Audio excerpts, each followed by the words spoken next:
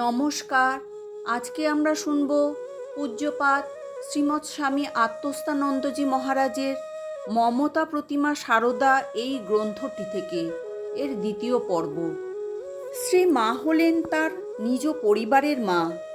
শ্রী মায়ের জননী শ্যামাসুন্দরী দেবী।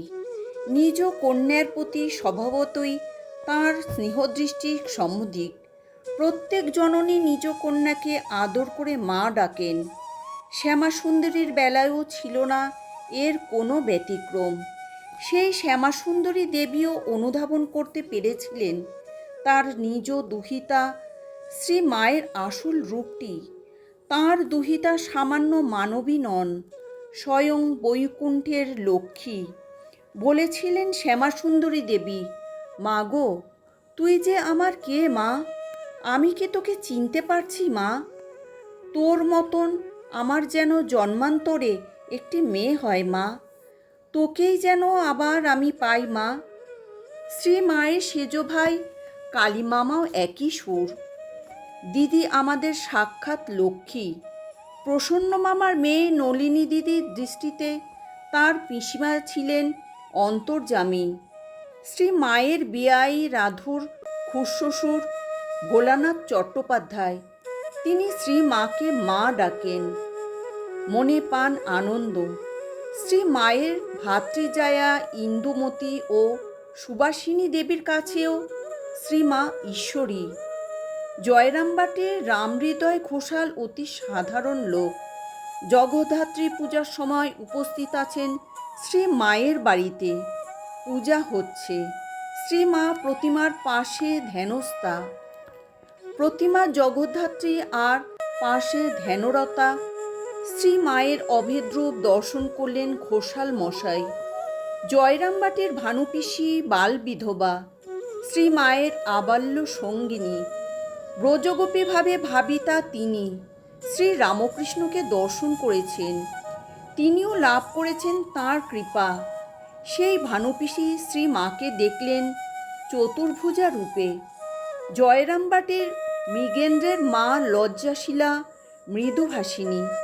শ্রী মায়ের অনুরাগিনী অশিক্ষিতা। মৃগেন্দ্রের মা শ্রী মায়ের বাড়িতে মুড়ি ভাজেন, টুকিটাকি কাজও করতেন শ্রী মায়ের সংসারে। শ্রী মায়ের দিব্যরূপ নিত্য দর্শন করতেন তিনি। সামান্যা মৃগেন্দ্রের মায়ের কাছে শ্রী মা ছিলেন রাজরাজেশ্বরী, সাক্ষাৎ ভগবতী। শ্রী মা হলেন জয়রামবাটির মা। নিজ শ্বশুরকুলেরও মা ছিলেন শ্রী মা। শ্রী রামকৃষ্ণের ভ্রাতুষ্পুত্র শিবুদাদা শ্রী মায়ের ভিক্ষাপুত্র। শিবুদাদা শ্রী রামকৃষ্ণের সেবা করেছেন। শ্রী রামকৃষ্ণও ভালোবাসতেন তাঁকে। কামারপুকুর থেকে তিনি জয়রামবাটিতে এসেছেন শ্রী মায়ের দর্শনে। বিকালে ফিরে যাচ্ছেন কামারপুকুরে। খানিকটা গিয়ে শ্রী মায়ের কাছে আবার উপস্থিত শিবুদাদা। এসেই শ্রী মায়ের চরণতলে পতিত হয়ে কাঁদছেন আর বলছেন, আমার কি হবে? শ্রী মা অভয় দিচ্ছেন তাঁকে। কিন্তু নাছোড়বান্দা শিবুদাদা শ্রী মায়ের শ্রীমুখ থেকে জানতে চান, বলো, তুমি আমার সকল ভার নিয়েছ আর সাক্ষাৎ মা কালী কিনা? বিচলিত শ্রী মায়ের ভাবান্তর হল শিবুদাদার ব্যাকুলতায়। শিবুদাদার মাথায় হাত দিয়ে গম্ভীর সুরে বললেন শ্রী মা, হ্যাঁ তাই। করজোড়ে স্তবপাঠ করলেন শিবুদাদা, সর্বমঙ্গল মঙ্গলে ইত্যাদি। শিবুদাদার কাছে শ্রীমা ছিলেন সাক্ষাৎ কালী, সাক্ষাৎ কপালমোচন, মুক্তিদাত্রী।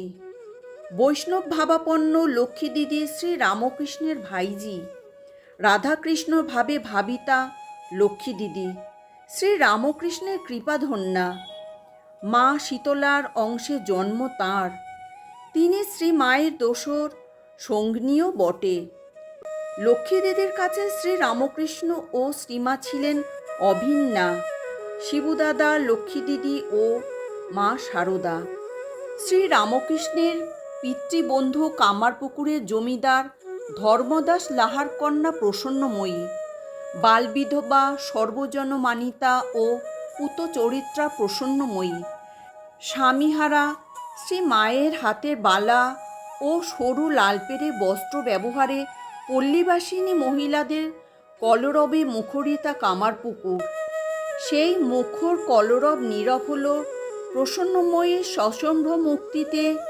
গদাই গদাইয়ের বউ এরা দেবাংশী।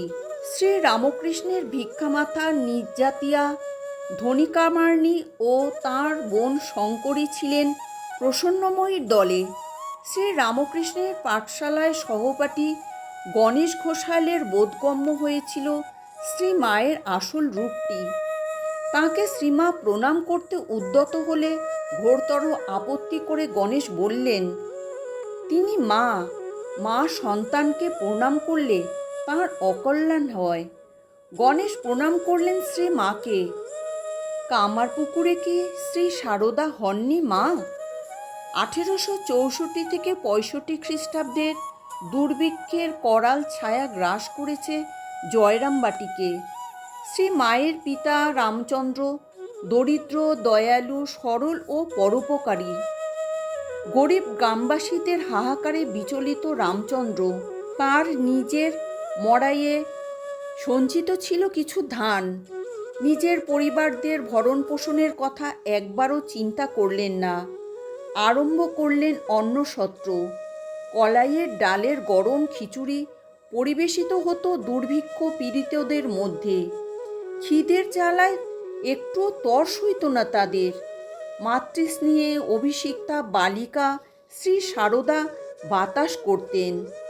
জুড়িয়ে যেত খিচুড়ি, তৃপ্ত করে আহার করত লোকেরা।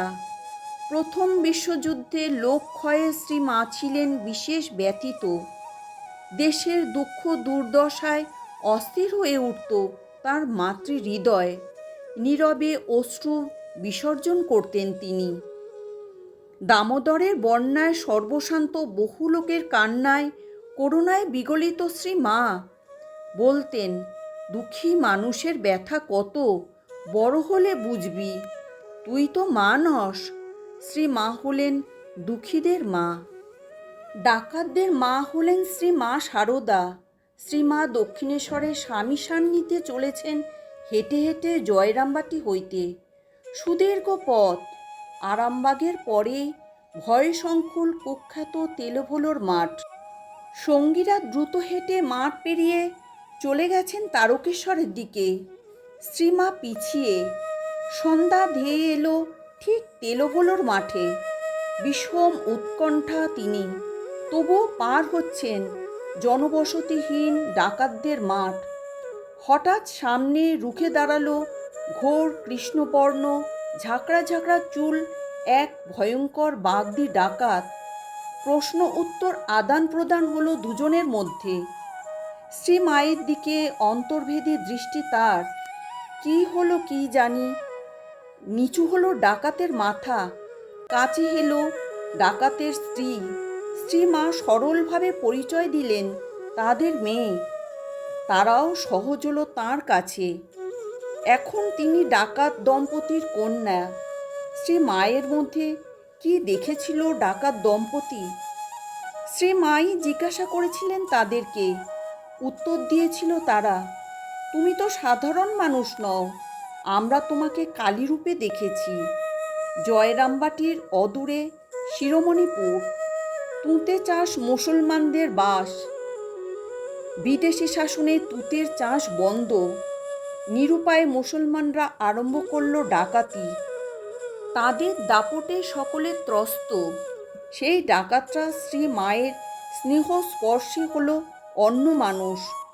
তাদের নিরীহ ব্যবহারে গ্রামবাসীরা পর্যন্ত বলেছিল, মায়ের কৃপায় ডাকাতগুলো পর্যন্ত ভক্ত হয়ে গেল রে। আজ এই পর্যন্তই। জননীং শারদাং দেবীং রামকৃষ্ণং জগদ্গুরুং পাদপদ্মে তয়োঃ সিদ্ধ্বা প্রণমামি মুহুর্মুহুঃ।